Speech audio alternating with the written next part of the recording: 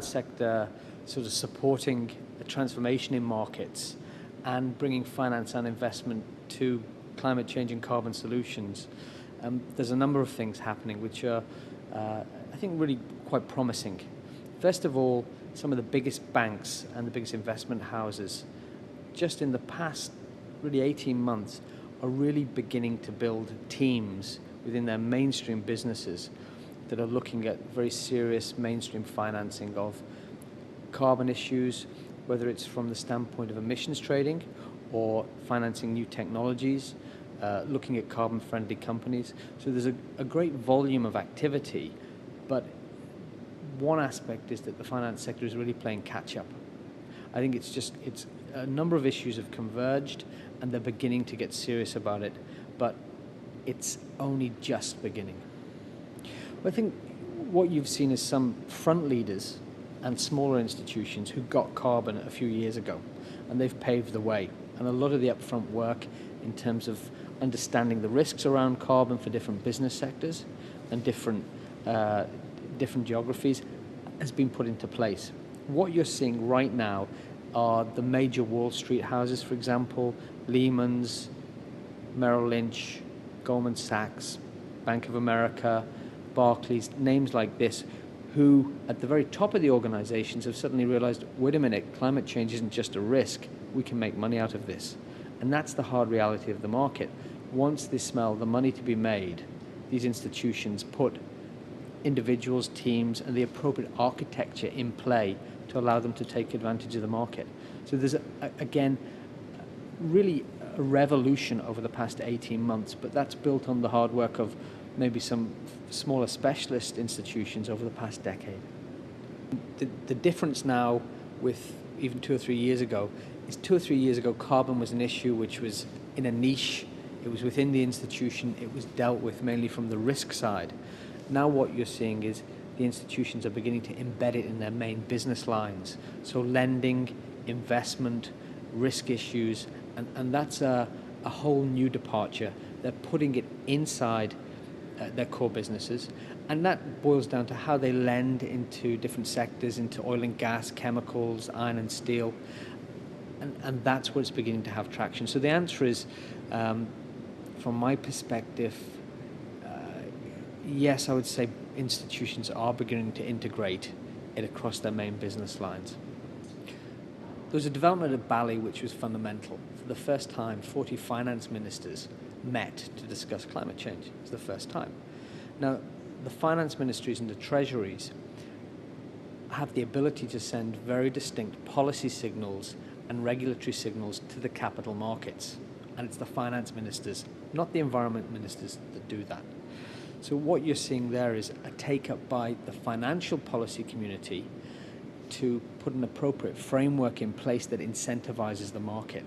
And fundamentally, what finance and capital markets want and need is certainty around policy, certainty that the carbon market will be there after the Kyoto period, and that they can make the investments to develop it. So there's a key role that finance and treasuries and the capital market regulators are now beginning to play, which will be crucial in the run-up to Copenhagen. There's one message we get from banks, insurers, and asset managers, which is give us policy certainty, let us understand the market framework, and the market will do part of the rest. So the next 2 years is key to get those financial ministries and treasuries talking to environment, active within the UNEP FI process. And I think that's the most, it's a watershed thing which happened at Bali, which was a long time in coming. In terms of adaptation, the finance sector, there's a key role for insurance and reinsurance. One of the issues there is that to understand the adaptation needs in developing countries and the risks, you need to bring the insurance sector into the policy processes and planning processes at a much earlier phase. What you have with insurance is they have a much longer horizon to try and understand what new risks are, how to factor them into the market, and also to bring the type of insurance and reinsurance products that work on the ground in developing countries. There are some great examples beginning to happen now, but it's the involvement of the insurance sector who have the job of understanding of formulating risk assessment, risk management, and how that will affect countries going forward in climate change. Once you have that, once you have an understanding of risk, then you'll see other financing coming to adaptation.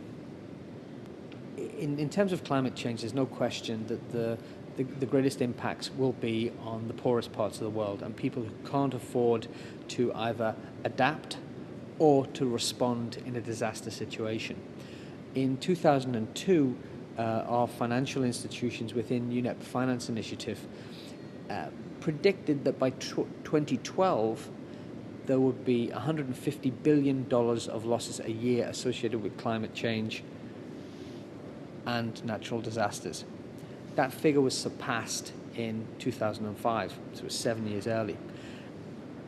The majority of the communities and the companies and the whole fabric of society that will be impacted by climate change are simply not insured. It's economic losses that once they go, they can't be recouped by the insurance markets. A critical issue will be how public sector actors and insurers of last resort work with private sector insurers to see how you can insure in a more effective way, how you insure the uninsurable. And again, that's something that the UNEP Finance Initiative partnership within UNEP is looking at. And it's going to be really tough, but there is work underway. That is a critical question, how we protect and insure and manage the risk for the uninsured, how we respond in a time of crisis and bring finance and investment, not in a month, that day, to begin the reconstruction process.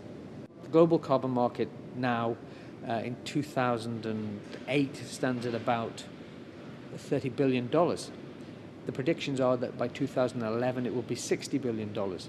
The creation and fostering of a market where it has volume and more liquidity depends on one thing, and that is policy certainty and market certainty from governments. If that is not yielded in Poznan at the climate change meeting later this year, and then at Copenhagen, if governments don't send the right signals to the market, there is a danger that we don't have market continuity after the Kyoto period. So again, this is a crucial 2-year period to give the signals to finance and capital markets that yes, there is a carbon market, there is regulation, there is policy certainty, and you can invest and make the type of commitment you need that will build the market over time. In terms of leadership from UNEP Finance Initiative, which is a 16-year-old partnership between UNEP and 180 financial institutions, there is a real opportunity for leadership on climate change in one very distinct way. There's a range of initiatives underway by different financial institutions, by different players in the capital markets, that needs to be aligned with what the finance ministries, treasuries, and the environment ministries are doing. We need to bring the private financial community together with the public policy community and really come up with an agreement in Copenhagen that incentivizes the market while respecting the whole gambit of environmental and social requirements.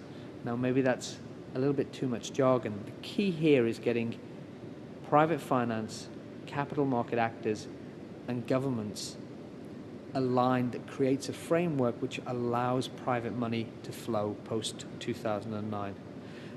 UNEP FI's role in that is we bring together the leading banks, insurers, and investment companies. We have really good regional groups, and we're trying to foster a conversation. And in fact, there's a name for a new group across finance. It's the Copenhagen Group, which will bring different strands of finance into that conversation with a really direct message for environment and finance ministries. And active also perhaps in the G7 process within the OECD, but we need to have a very crystallized message of what will make the market work. And a final point is that Kyoto was a success, the Kyoto Protocol and the markets that it generated, because those markets are still in existence. The next challenge will be to scale it up so that we don't have 5,000 CDM projects, we have tens of thousands, so that we don't have a market at 30 billion, we have a market at 100 billion. That can happen if policy and private get it right in the next 2 years. My personal habits in the carbon context are shamefully poor.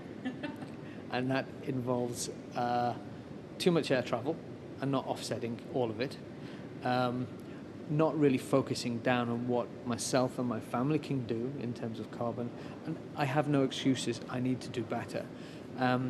Where I think I can play a role is that we have a really good public-private partnership. We've got finance talking to environment ministries and other parts of government, and we need to foster that conversation. So if I can bring anything to that process, I think that will be a contribution over the next 2 years. And I must admit, I've been at every climate meeting since 1998, and I was someone who in 1997 actually avoided anything to do with climate change. I didn't want to be involved. I didn't want to get sucked into it. The issue was almost too big. And so I've been a complete failure in trying to avoid climate change. And seriously, I think the next 2 years is a critical period to learn from Kyoto, to learn from the last decade, 97 to 2008, and make the Copenhagen Agreement better, stronger, and one which allows the market to flourish, but also really respects the environmental and social piece of climate change. Bring it down to basics. Climate will impact the people who are not insured, who will lose terribly, and it will destroy communities. And I think we all have a responsibility in the market context and the financial services community to put the type of creative thinking to how we address those issues, how we address the issues for the people at the base of the pyramid who will be worst affected.